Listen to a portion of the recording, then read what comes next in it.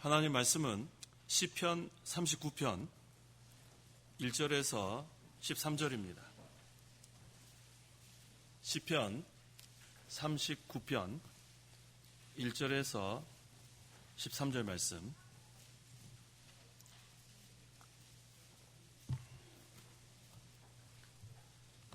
시편 39편 1절부터 봉독하겠습니다. 나는 나의 길을 지켜서 내 혀로 죄를 짓지 않을 것이니 악인이 내 앞에 있을 때에 나는 내 입에 재갈을 물릴 것이다 라고 말하였다. 내가 잠잠하여 조용하였고 선한 말조차 하지 아니하였더니 내 고통만 더하였다. 내 마음이 내 속에서 뜨거워지고 내가 묵상할 때에 불이 타올랐으며 내가 내 혀로 말하였다. 여호와시여, 내 생의 끝과 수명이 어떠한지 깨닫게 하셔서 내가 얼마나 허무한지 알게 하소서. 보소서, 주께서 나의 날을 한 뼘 정도 주셨으니 내 일생이 주 앞에서는 참으로 아무것도 아니며 든든히 서 있는 사람도 헛될 뿐입니다. 셀라. 참으로 인간은 그림자처럼 다니고 참으로 헛된 일로 소란하며 그가 싸우나 누가 거들는지 알지 못합니다. 주님, 이제 내가 무엇을 바라겠습니까? 나의 소망은 주께 있습니다. 나의 모든 죄에서 나를 건져주시고 나를 어리석은 자의 조롱거리로 만들지 마소서. 내가 잠잠하고 입을 열지 아니함은 주께서 이 모든 일을 하셨기 때문입니다. 주님의 재앙을 내게서 거두소서. 주님의 손이 치심으로 내가 쇠잔해졌습니다. 주께서 죄악을 책망하여 사람을 징계하시고 그의 귀중한 것들을 좀먹은 듯이 소멸되게 하시니 참으로 모든 사람이 한낱 헛될 뿐입니다. 셀라. 여호와시여, 내 기도를 들으시며 내 부르짖음에 귀를 기울이시고 내 눈물에 침묵하지 마소서. 나는 주님과 함께하는 거류민이고 나의 모든 조상과 같은 나그네일 뿐입니다. 나를 응시하지 마시고 내가 떠나 없어지기 전에 나를 웃게 하소서. 13절까지 봉독했습니다. 이 세상에 살면서 소망을 가지고 사는 사람이 있고 항상 자기 자신에게 실망하면서 사는 사람이 있습니다. 늘 우울해하고 낙담하고 좌절하며 사는 사람이 있어요. 그런데 성도는 이와 같이 살면 안 됩니다. 그렇게 사는 것은 마귀한테 지는 거예요. 우리가 왜 그렇게 좌절하는가 하면 우리가 이제 하나님의 자녀로 좀 잘 살고 싶은데 죄를 짓기 때문에 그래요. 죄를 짓게 되면 실망합니다. 좀 죄를 안 짓고 좀 잘 살면 좋겠는데 다시는 안 그래야 되겠다 그러면 또 죄를 짓고 마귀가 노리는 것이 바로 그거예요. 너는 그거밖에 안 된다. 너는 죄만 짓다 사는 존재다. 그렇게 우리를 넘어뜨리는 거예요. 거기에 우리가 유혹당하면 안 됩니다. 만약에 소망이 나 자신한테 있다면 우리는 낙담할 수밖에 없지만 여기 7절 하반절에 다윗이 말하기를 나의 소망은 주께 있습니다. 소망이 주님께 있다는 거예요. 나 자신을 바라보면 소망이 없는데 주님을 바라보니까 소망이 있습니다. 그래서 이 다윗도 죄를 진 다음에 좌절했어요. 얼마나 좌절했는지 몰라요. 하지만 하나님께 회개하고 다시 일어났습니다. 하나님께는 회개하고 바로 서면 되는 거예요. 그러면 새 힘을 주시는 하나님. 그래서 오늘 7절 하반절에 나의 소망은 주께 있습니다. 이것을 제목으로 삼으려고 합니다. 이 시간 증거의 말씀의 제목은 나의 소망은 주께 있습니다. 따라해 보세요. 나의 소망은 주께 있습니다. 나의 소망은 주께 있습니다. 첫째는 잠잠히 묵상해야 합니다. 지휘자를 따라 여두둔으로 부르는 다윗의 시라고 했는데 이 여두둔은 사람 이름이에요. 다윗에게는 3명의 성가대 지휘자가 있었습니다. 그 가운데 한 사람이 바로 여두둔입니다. 1절 나는 나의 길을 지켜서 내 혀로 죄를 짓지 않을 것이니 악인이 내 앞에 있을 때에 나는 내 입에 재갈을 물릴 것이다 라고 말하였다. 다윗은 좀 악한 사람이 자기를 비방하고 핍박할 때 잠잠했다 그랬어요. 입에 재갈을 물려 대항하지도 않고 싸우지도 않았다고 했습니다. 이 재갈이 뭐냐면 그 말의 입에 물리는 그 쇠막대기, 그걸 재갈이라고 합니다. 사람의 입에 재갈을 물린다는 것은 말을 하지 못하도록 한다, 그런 뜻입니다. 왜 다윗이 이렇게 잠잠했는가? 모든 것이 하나님의 주권에 있는 걸 믿었어요. 하나님이 허락하지 않으면 아무것도 일어나지 않습니다. 원수 갚는 것도 하나님께 있어요. 그래서 하나님의 주권을 믿는 성도는 잠잠히 하나님께 모든 것을 맡기면 됩니다. 2절 2절 내가 잠잠하여 조용하였고 선한 말조차 하지 아니하였더니 내 고통만 더하였다. 다윗은 원수들 앞에서 자기의 정당성을 주장하지 않기로 작정했어요. 그래서 선한 말조차 하지 않았습니다. 그러니까 얼마나 마음이 답답하겠어요. 마음의 고통이 가중됐습니다. 그런데 잠잠한 이유가 바로 모든 것을 허락하신 분이 하나님이라는 걸 깨달았기 때문에 그래요.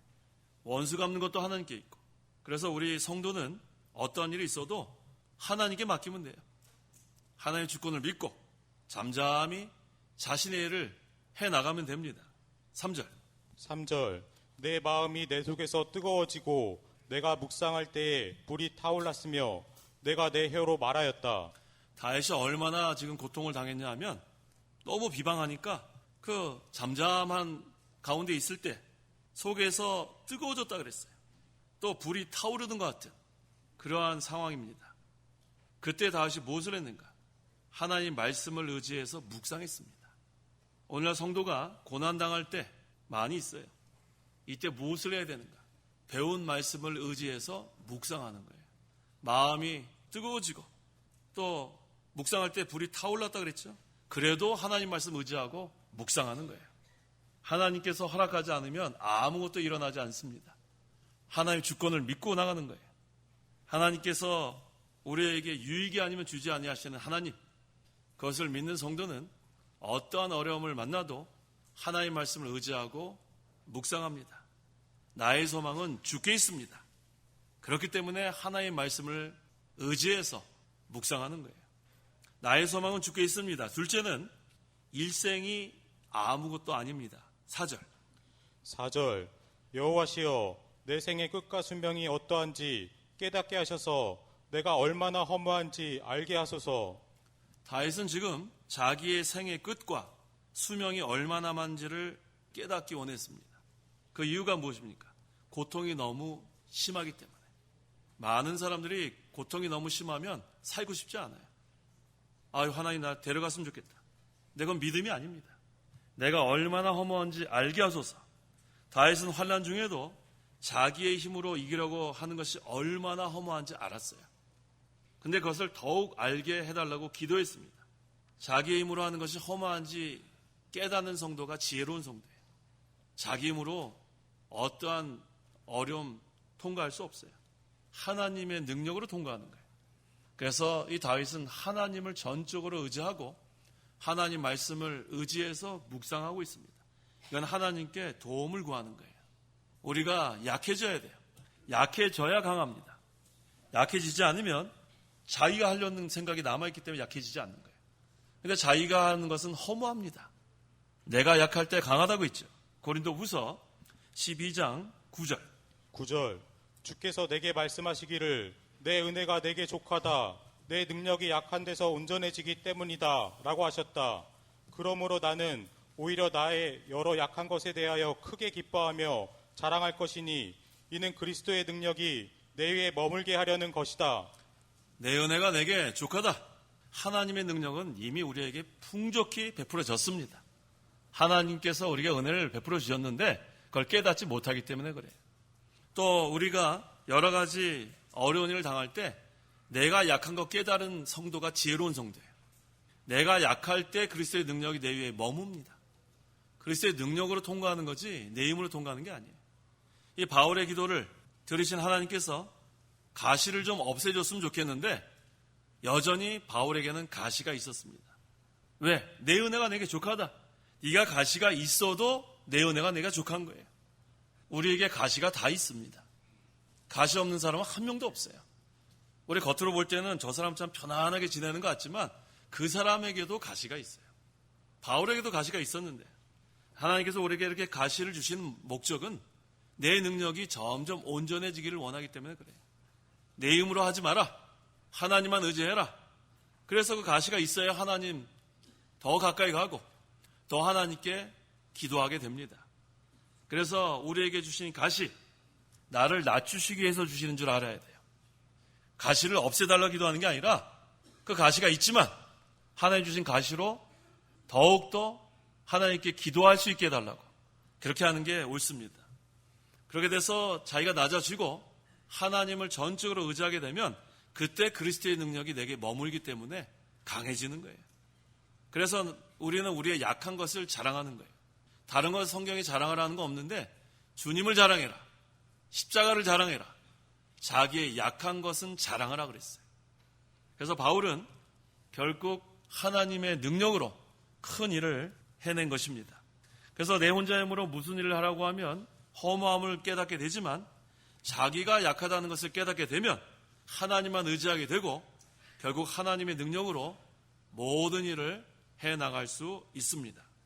5절 5절 보소서 주께서 나의 날을 한 뼘 정도 주셨으니 내 일생이 주 앞에서는 참으로 아무것도 아니며 든든히 서 있는 사람도 헛될 뿐입니다. 셀라. 다윗이 깨달았어요. 다윗의 일생이 얼마만큼 되냐 하면 한 뼘밖에 안 돼요. 다 손 한번 해보세요. 한 뼘 한번 해보세요. 한 뼘. 이게 우리 일생이야. 일생. 여기서 여기. 우리가 오래 사는 것 같은데 한 뼘밖에 안 돼요. 이거 뭐 한 뼘 얼마나 긴지 생각해 봐요. 근데 우리는 이것이 아주 긴 줄 알고 있다고 착각하고 있습니다. 이 한 뼘밖에 되지 않은 이 일생 동안 우리가 무엇을 하면서 살아야 되는가를 잘 생각해 보세요. 이 한 뼘 뭐 금방 지나가는 거예요. 그래서 하나님 앞에는 이 일생이 한 뼘밖에 되지 않습니다. 근데 거기에다 모든 것을 올인하는 어리석은 사람들이 많죠. 그러다가 건강 다 잃고 그 다음에 결국은 이룬 게 뭐예요? 이뤘다고 해도 그건 풀의 꽃과 같고 풀과 같이 없어집니다. 아침 안개 같은 그것이 일생인데 우리는 헛된 것에 소망을 두면 안 됩니다. 나의 소망은 어디 있어요? 주께 있는 거예요. 이 세상에 어떤 것도 우리의 소망이 될 수 없습니다. 나의 소망은 주께 있습니다. 내 일생이 주 앞에서는 참으로 아무것도 아니며 든든히 서 있는 사람도 헛될 뿐입니다. 이 세상에 든든히 서 있는 사람 우리 역사를 보면 많이 있었어요. 권세 있는 사람, 부자들 지금 다 지나갔습니다. 당대는 아주 뭐 호령하면서 권력을 휘두르던 그런 사람들도 지금 다 지나갔어요. 일생의 주 앞에서는 아무것도 아니에요. 든든히 서 있는 사람도 헛되다고 했습니다. 그래서 그 디모데전서 6장 7절에 우리가 세상에 아무것도 가지고 오지 않았으니 또한 아무것도 가지고 가지 못한다라고 했어요. 우리가 이 세상 태어날 때 아무것도 가지고 온 게 없어요. 그냥 몸뚱아리 하나만 나왔는데 세상 떠날 때는 어때요? 아무것도 못 가져가요. 그래서 저는 그 입간할 때 여러 번 들어가 봤어요. 그 입간할 때 그 수위를 보면 주머니가 없어요. 뭐 주머니에 뭐 좀 뭐 세상에서 중요한 거 뭐 좀 가져가면 좋겠는데 가져갈 게 뭐가 있어요. 근데 그것도 불에다 태워버리면 다 수위도 다 타버리는 거예요. 그게 일생입니다. 올 때도 맨몸으로 왔다가 갈 때도 아무것도 못 가져가요. 그런데 사람들은 그것을 잘 깨닫지 못하는 것 같아요. 세상의 것을 위해서 뭐 눈이 뭐 시뻘겋게 뭐 피곤해도 그냥 막 건강 생각 안 하고 막 돈 벌려고 그러고 세상의 권력을 누리려고 그러고 그게 참 헛된 거라는 것을 깨닫는 그러한 성도가 지혜롭습니다. 6절 참으로 인간은 그림자처럼 다니고 참으로 헛된 일로 소란하며 그가 싸우나 누가 거들는지 알지 못합니다. 인간은 그림자처럼 다니고 이게 헛되게 지나간다는 거예요. 그림자는 아무것도 아니에요. 실체가 아닙니다. 헛된 일로 소란하며 뭐 분주하게 돌아다녀요. 아침 일찍 일어나가지고 뭐 저녁 늦게까지 막 열심히 그냥 뭐 분주한데 결과는 아무것도 없다는 거예요. 그래서 우리가 이 믿음 생활을 하지 않으면 정말 우리의 인생은 헛된 인생이 될 뻔했어요. 믿음 생활하는 게 그렇게 중요한 거예요. 믿음 생활. 우리가 주 안에서 수고하는 것 이건 헛되지 않습니다. 우리가 하나님 앞에 나와 예배하는 거 헛되지 않습니다. 하나님의 일을 하는 거 헛되지 않습니다. 하나님을 위해서 봉사하는 거 헛되지 않습니다. 이거 얼마나 감사해요. 그래서 하나님을 위해서 일한 건 다 남아요. 하나님 나라를 위해서 수고한 건 다 남습니다. 그래서 우리가 이 하나님의 말씀 순종하는 것만 남는 줄 알아야 돼요. 하나님의 말씀은 항상 있고 영원합니다. 그래서 하나님의 말씀을 순종한 것도 없어지지 않고 하늘나라에 영원히 남게 되는 거예요. 그래서 이것이 바로 우리의 소망이에요. 나의 소망은 주께 있습니다. 그래서 주님만 위해서 사는 겁니다. 나의 소망은 주께 있습니다. 셋째는 모든 죄에서 건져 주십니다. 7절. 7절. 주님, 이제 내가 무엇을 바라겠습니까? 나의 소망은 주께 있습니다. 다윗이 제대로 깨달았어요. 다윗이 왕 아닙니까? 얼마나 권력도 있고 또 왕이니까 부유하고 뭐 권세도 있고 뭐 부귀영화를 다 누릴 수 있는 그러한 가운데서도 주님, 이제 내가 무엇을 바라겠습니까? 그게 헛되다는 것을 깨달았어요. 이거 빨리 깨닫는 성도가 지혜로운 성도예요. 나의 소망은 주께 있습니다. 다시 한번 따라해 보세요. 나의 소망은 주께 있습니다. 이거를 깨달아야 돼요. 그렇게 되면 우리의 남은 생이 얼마나 보람이 있는지 몰라요. 하루하루가 행복합니다. 주님을 위해서 하니까 얼마나 좋아요? 그동안 나를 위해서 살았던 거 오늘까지만 하고 이제 이 시간부터는 주님을 위해서 하는 거. 살아도 주를 위해서 살고 죽어도 주를 위해서 살고, 그게 우리의 소망이에요. 그것만 영원히 남습니다. 8절에 나의 모든 죄에서 나를 건져주시고 나를 어리석은 자의 조롱거리로 만들지 마소서. 다윗이 자기의 죄를 인정했어요. 자기의 죄를 인정하고 그 죄 가운데서 건져달라고 기도하는 성도가 돼야 돼요. 그게 참된 회개입니다. 자기가 죄인이라는 것을 모르는 사람들, 그거는 회개를 못해요. 내가 죄를 안 지었는데 어떻게 회개하죠? 근데 내가 죄인인 것을 인정하고 그 다음에 건져달라고 기도하는 것, 그게 참으로 지혜로운 성도예요. 그렇게 되면 조롱거리가 되지 않습니다.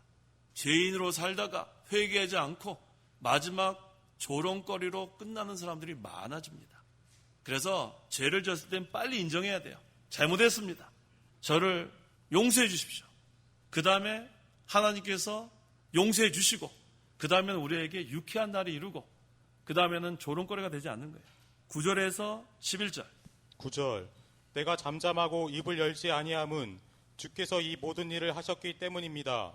주님의 재앙을 내게서 거두소서. 주님의 손이 치심으로 내가 세잔해졌습니다. 주께서 죄악을 책망하여 사람을 징계하시고 그의 귀중한 것들을 좀먹는 듯이 소멸되게 하시니 참으로 모든 사람이 한날 헛될 뿐입니다. 셀라. 성도가 환난을 당하면 누가 제일 비방하냐면 불신자가 비방해요. 그래서 성도가 잘 돼야 돼요. 성도가 무슨 일을 하다가 조금 안 되면 기다렸다는 듯이 불신자들이 막 비방합니다. 조롱합니다. 그때도 잠잠하면 되는 거예요. 그때도 입을 열면 안 돼요. 주께서 징계하시는 것인 줄 알고 나는 거기에서 잠잠히 주님께 기도하면 되는 거예요. 그건 일시적으로 하나님께서 허락하신 거기 때문에.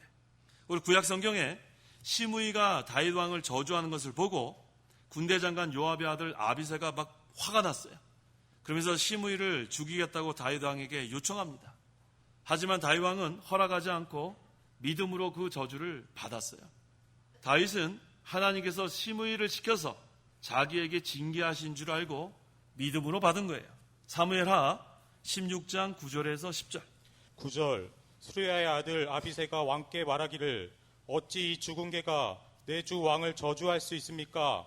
제가 건너가서 그의 머리를 베게 하십시오라고 하니 왕이 말하기를 수르야의 아들들아 내가 너희와 무슨 상관이 있느냐? 그가 저주하는 것은 여호와께서 그에게 다윗을 저주하라고 말씀하셨기 때문이니 어느 누가 어찌하여 내가 그렇게 하느냐라고 말할 수 있겠느냐 하였다. 죽은 개가 지금 다윗을 저주해도 다윗이 그냥 죽은 개가 저주하도록 놔두라 그랬어요. 하나님께서 허락하셨기 때문에 저주한 줄 알고 잠잠하는 거예요. 이게 믿음이에요. 다른 사람이 나를 비방하고 다른 사람이 나에게 뭐라고 허튼 소리 해도 대항할 필요 없습니다. 잠잠히 하나님께 기도하고 하나님이 허락해서 그런 거예요. 죽은 개가 저주하려면 저주하게 내버려 두세요. 하나님께 다 맡기고 항상 우리는 잠잠히 자기의 잘못한 것이 무엇이 없는가 그걸 찾아서 회개하는 게 중요한 거예요. 아시겠죠? 네, 죽은 개가 저주하려면 저주하러 놔두세요. 그저 우리는 하나님께 잠잠히 하나님만 바라보고 하나님께 소망을 두고 또 하나님께서 내가 잘못한 게 있으면 징계하신 줄 알고 자기를 항상 돌아보는 생활이 중요합니다. 하나님은 사랑하는 자를 징계하시는 거예요. 사랑하는 자를. 그의 귀중한 것들을 좀먹은 듯이 소멸되게 하시니 세상의 귀중한 것들은 다 없어진다는 거예요. 세상의 것에 소망을 두지 말고 항상 하나님께만 소망을 두는 거예요. 참으로 모든 사람이 한낱 헛될 뿐입니다. 이 헛되다는 그 단어의 그 원어의 문자적인 뜻은 호흡과 같다 그런 거예요. 호흡 한번 이렇게 쉬어보면 금방 지나가는 거잖아요. 그래서 우리가 이 세상의 모든 것들은 헛된 줄 알아야 돼요. 호흡과 같아요. 한번 호흡하고 난 다음에 그 다음 지나가잖아요. 그러니까 거기다 소망을 두지 말고 주께 소망을 두는 것이 중요합니다. 자, 나의 소망은 주께 있습니다. 넷째, 하나님께 기도해야 합니다. 12절. 12절 여호와시여 내 기도를 들으시며 내 부르짖음에 귀를 기울이시고 내 눈물에 침묵하지 마소서. 나는 주님과 함께하는 거류민이고 나의 모든 조상과 같은 나그네일 뿐입니다. 다윗의 기도는 눈물의 기도입니다. 뭐가 뜨도록 기도했어요? 심상이 뜨도록 기도하는 거. 이 눈물의 기도가 하나님 좋아하시는 거예요. 다윗이 자기의 죄를 인정한 거예요. 그 다음에 하나님께 철저히 회개한 겁니다. 주여 용서하여 주시옵소서 하니까 눈물이 주르르 나는 거예요.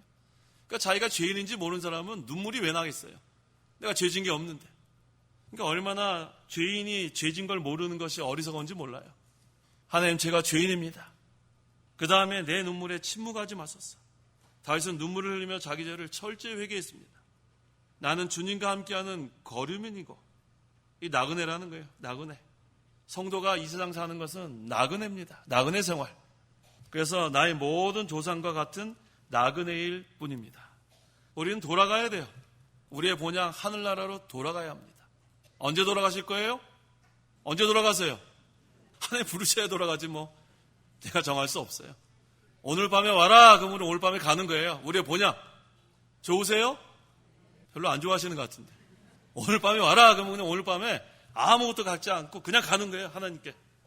그게 바로 나그네 생활입니다. 그 다음에 좀 하나님의 일을 더 하다 와라 그러면은 조금 더 하다 가고. 시간의 차이일 뿐이에요. 하나님 오라 하면 거부할 사람 한 명도 없어요. 그래서 항상 우리는 나그네라는 걸 잊으면 안 됩니다. 잠시 이 세상에 사는 나그네. 하지만 우리에게 소망이 있는 것은 하늘나라가 있다는 거예요. 하늘나라. 본향. 얼마나 좋은지 몰라요. 베드로전서 2장 11절. 11절 사랑하는 자들아 나는 외국인과 나그네 같은 너희에게 영혼을 대적하여 싸우는 육체의 정욕을 제어하라고 권한다. 이 세상이 나그네 생활인데 이 세상에 사는 동안에 어떻게 살아야 될 것을 여기서 증거하는 거예요. 이 베드로전서 2장 11절 참 중요합니다. 사랑하는 자들아. 우리에게 하는 말씀이에요. 사랑하는 자들. 나는 외국인과 나그네 같은 너희에게 영혼을 대적하여 싸우는 육체의 정욕을 제어하라고 권한다 그랬어요. 그래서 영혼이라 그랬는데 이 영혼은 원어에 보면은 혼이에요. 소울입니다. 영혼이나 영이나 혼이나 이렇게 교차적으로 쓸 수 있는 거예요. 그러니까 우리의 중생한 영이 여기 정욕과 싸우는 거예요. 육체의 정욕. 우리의 중생한 영혼이 육체의 정욕과 싸웁니다. 이걸 우리는 내적 투쟁이라 그래요. 이 나그네 생활하는 동안에 우리가 해야 될 것이 바로 이거예요. 내적 투쟁. 이 중생한 영이 육체의 정욕과 싸워서 이겨야 합니다. 육체의 정욕이 바로 욕심이에요. 부패성이에요. 이거와 싸워서 이겨야 날마다 승리하는 생활을 하고 그 다음에 이 나그네 생활을 성공적으로 잘 지내는 거예요. 그래서 우리가 다 나그네인 줄 알아야 돼요. 잠깐 동안 사는 나그네. 그래서 이 나그네는 호화로운 곳에 그렇게 살지 않아요. 나그네는 장막이라고 했어요. 장막. 또 장막은 우리의 육체를 가리킵니다. 이게 나그네가 뭐 호화롭게 막 궁궐을 지어놓고 사는 나그네가 어디 있어요? 떠나야 되는데 영원한 하늘나라로 돌아가기 전에는 우리가 이 장막 생활 또 우리의 육체가 장막입니다. 그래서 이 장막이 무너지면 그 다음에는 영원한 하늘나라 예비되어진 곳 그곳에 우리가 가는 거예요. 그동안 우리가 할 것은 육체의 정욕을 제어하는 거예요. 정욕대로 살면 안 됩니다. 정욕대로 살게 되면 그거는 하나님 앞에 바로 하는 게 아니에요. 그래서 이 말세에는 자기를 사랑하고 돈을 사랑하고 쾌락을 사랑한다 그랬어요. 이 정욕대로 사는 게 쾌락을 사랑하는 거예요. 요즘 이렇게 뉴스에 보면 이 쾌락 때문에 많은 사람들이 넘어졌죠? 이게 바로 정욕대로 마음대로 살아서 그래요. 제어하지 않아서 그래요. 제어하는 것은 절제하는 거예요. 자기를 잘 절제해야 됩니다. 그걸 사도 바울이 잘했어요. 고린도전서 9장 27절에 내가 내 몸을 쳐서 복종시키는 것은 내가 다른 이들에게 복음을 전한 후에 오히려 나 자신이 버림을 받지 않도록 하려는 것이다. 자기 몸을 쳐서 복종시켰어요. 이게 제어하는 거예요. 자기가 하고 싶은 대로 마음대로 하면 그거는 쾌락을 누릴 수밖에 없죠. 욕심대로 사니까. 육신의 정력, 안목의 정력, 이생의 자랑. 그렇죠? 육신의 정력, 안목의 정력, 이생의 자랑. 그거 하고 싶은 대로 다 하게 되면 그 다음엔 나그네 생활 제대로 못해요. 그래서 이 내적 투쟁은 중생한 영과 이 부패성과의 싸움, 육체의 정욕과 중생의 영과의 싸움, 그것을 우리가 이기려면 육체의 정욕을 제어해야 돼요. 절제하는 게 참 중요합니다. 그래서 이 마귀가 이 성도가 죄짓게 만드는 거, 제가 서론 부분에 얘기한 게 바로 그거예요. 자꾸 이 육체의 정욕을 이용해서 죄짓게 만들어요. 그 다음에 죄진 다음에는 우리가 아주 허무해요. 아이고 이것도 졌구나. 그 다음에 그걸 또 안 해야 되겠는데 그 다음에 또 죄를 져요. 그 다음에 안 해야 되겠는데 또 죄를 져요. 그 다음에 이제 마귀가 너는 거밖에 안 된다. 넌 이 죄인아. 너는 거기서 넌 이제 못 일어난다. 자꾸 그렇게 공격을 하게 되면 사람이 그 다음에 못 일어나요. 그러니까 우리가 죄를 한번 짓고 그걸 그냥 소홀히 넘어가지 말고 하나님 건져주십시오. 사람이 계속해서 똑같은 죄를 반복하면 중독합니다. 중독이 뭔지 알죠? 이 중독은 늪과 같아요. 뭐 하나에 중독이 되면 그 누군가가 꺼내주지 않으면 늪과 같이 계속 들어가요. 그게 잘못된 거 알면서도 못 끊습니다. 이게 중독이에요. 그래서 이 중독에서 건져주실 분은 하나님밖에 없어요. 나의 소망은 주께 있습니다. 주님께 간절히 간구하면 그 어떠한 죄에서도 건져주십니다. 그래서 중요한 것은 자신의 죄를 인정하는 것부터 시작해야 돼요. 난 죄진 게 별로 없다. 그게 벌써 잘못된 거예요. 얼마나 우리가 죄덩어리인데 뭐 죄진 게 없어요. 그건 아직도 자기가 자신을 모르는 거예요. 항상 우리가 죄 짓는 그러한 가운데 있지만 이 마귀의 또 공격에 넘어가면 안 돼요. 너는 죄인이다. 너는 죄인이니까 넌 거기서 못 일어난다. 그것도 마귀가 또 계속 공격해요. 그래서 이 모든 것으로부터 우리를 건져줄 분은 주님밖에 없어요. 그래서 우리가 항상 주님만 의지하고 네 번째 이 돼지처럼 기도해야 돼요. 날마다 기도하세요. 주여 불쌍히 여겨달라고. 그 다음에 13절에 나를 응시하지 마시고 내가 떠나 없어지기 전에 나를 웃게 하소서. 다윗은 죽기 전에 모든 징계를 거두어 모든 것을 회복시켜달라고 기도하는 거예요. 회복되는 게 중요합니다. 자신의 죄를 회개하고 하나님께 부르짖으면 모든 것이 회복됩니다. 얼마나 좋아요? 처음 믿음, 처음 사랑, 처음 은혜 다 회복됩니다. 다 찾게 돼요. 도로 찾게 돼요. 하나님께서 우리가 죄를 지어서 징계할 때도 있지만 욥과 같이 연단시킬 때도 많아요. 욥이 얼마나 많은 것을 가지고 있었어요. 근데 하나님의 연단 끝난 다음에 다 회복됐어요. 갑절에 복을 받았습니다. 얼마나 감사해요. 회복시켜주시는 하나님을 믿으세요. 하나님께서 우리를 연단시키는 그 기간 동안에 낙심하지 마세요. 이 마귀는 계속 낙심하라는 거예요.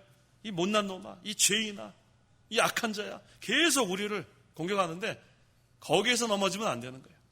의인은 7번 넘어져도 또 일어나는 것이 의인입니다. 잠언 24장 다음을 찾아보세요. 예수 믿는 사람은 믿음으로 의롭다함을 받았다고 했습니다. 그래서 의인은 7번 넘어져도 또 일어납니다. 잠언 24장 16절 같이 제가 한번 한 다음에 따라해 보세요. 의인은 7번 넘어져도 다시 일어난다. 네, 이게 바로 잠언 24장 16절 상반절에 있는 말씀이에요. 의인은 7번 넘어져도 다시 일어나려니와. 그러니까 7.8기가 성경에 있는 거예요. 7.8기 7번 넘어져도 8번째 반드시 일어납니다.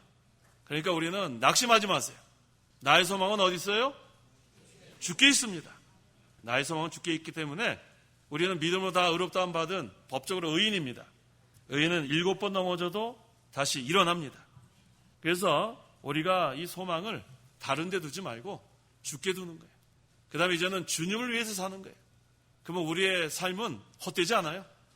얼마나 보람있고 얼마나 기쁜 삶인지 몰라요. 이게 행복이에요. 이제부터 시작하세요. 주님을 위해서 사는 것. 살아도 주를 위해 살고 죽어도 주를 위해 죽는 것. 이 시간 나의 소망은 주께 있습니다 라는 제목으로 말씀 증거했습니다. 첫째, 성도가 고난을 당하고 비방을 당해도 잠잠히 하나님 말씀만 의지하고 묵상하십시오. 모든 것이 하나님 주권에 있고 하나님이 허락하신 겁니다. 하나님은 유익이 아니면 주지 않습니다. 둘째, 일생이 아무것도 아닙니다. 한 뼘밖에 안 돼, 한 뼘. 근데 거기에다가 모든 것을 다 올인하지 말고 주를 위해서 사세요. 주를 위해서. 하나님의 나라를 위해서. 하나님의 일에 충성해야 합니다. 그래야 일생의 의미가 있습니다. 셋째, 하나님께서 모든 죄에서 건져주셨기 때문에 우리 소망이 있어요. 이제 우리는 하나님께 회개하면 하나님이 다 용서해 주세요. 넷째, 하나님께 기도하십시오. 이 마귀는 계속해서 우리를 낙심하게 만드는데 기도하면 이기는 거예요. 기도하면. 하나님을 의지하고 하나님 말씀을 의지해서 기도하면 우리는 날마다 이길 수 있어요. 이 내적 투쟁, 이 중생한 영과 이 육체의 정욕, 이 싸움에서 이기는 것은 내 힘으로 되는 게 아니에요. 하나님을 전적으로 의지해서 날마다 이겨야 합니다. 나의 소망은 주께 있습니다. 주님만 바라보세요. 주님만. 자신을 바라보지도 말고 세상을 바라보지도 말고 주님만 바라봐야 나의 소망이 주께 있는지 확실히 깨닫게 됩니다. 주님께 소망을 두고 주님만 의지해서 힘있게 나아가는 저와 성도들이 되어야겠습니다. 기도하십시오. 기도하겠습니다. 하나님 감사합니다. 아무 소망이 없던 저희들이었지만 죄에서 저희들을 구원하여 주셔서 주님께 소망을 갖고 살게 하심을 감사합니다. 나 자신을 바라보지 말고 세상을 바라보지 말고 오직 주님만 바라보고 이제는 주님만 위해서 사는 저희들에게 도와주시옵소서. 살아도 주를 위해 살고 죽어도 주를 위해 죽는 신앙. 이렇게 되면 우리가 날마다 하나님 주시는 능력으로 이기고 또 이기겠사오니 한 뼘밖에 되지 않는 일생의 소망을 두지 말고 하늘나라의 소망을 두고 이 나그네 생활하는 동안에 이 내적 투쟁, 중생한 영이 육체의 정욕을 이기는 이 싸움 날마다 해나갈 수 있도록 도와주시옵소서. 그로 말미암아 우리의 이 연단 기간 동안 하나님의 능력으로 연단 잘 받아서 자라나게 하시고 만들어지게 하시고 항상 하나님께서 인정하시는 그날까지 우리가 주님만 의지해서 힘껏 신앙생활을 할 수 있도록 도와주시옵소서. 예수님의 이름으로 기도하옵나이다. 아멘. 찬송가 1장.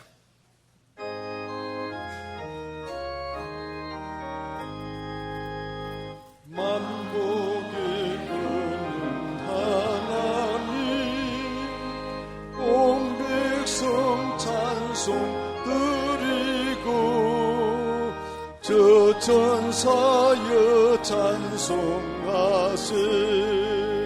찬송 성부 성자 성령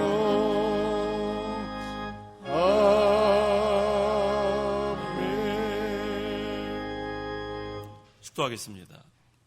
주 예수 그리스도의 은혜와 하나님의 사랑과 성령의 교통하심이 이 시간 하나님께 나와 예배하는 온 성도와 함께 있을지어다. 아멘.